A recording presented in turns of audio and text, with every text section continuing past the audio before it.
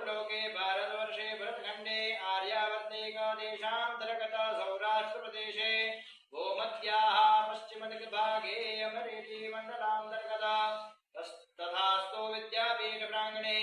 प्रेम मंदिर समीपे यज्ञमण्डपस्थिते विक्रम संवत्सर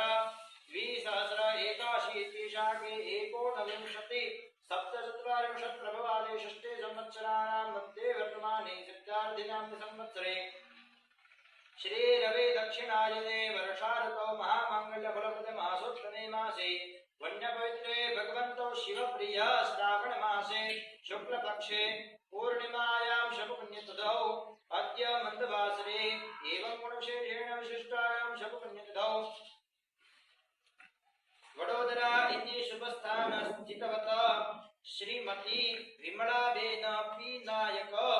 तस्य शुभजन्मदिन निमित्ते एभिर्ब्राह्मणैः वा ऋषिकुमारैः साहाय्येन मिलित्वा अद्य दिने नित्य वैश्वदेवयज्ञकर्मर्थात् श्रीमद्भागवत महापुराणस्य ओपि एकाध्यायस्य होमात्मक कर्माहं करिष्ये।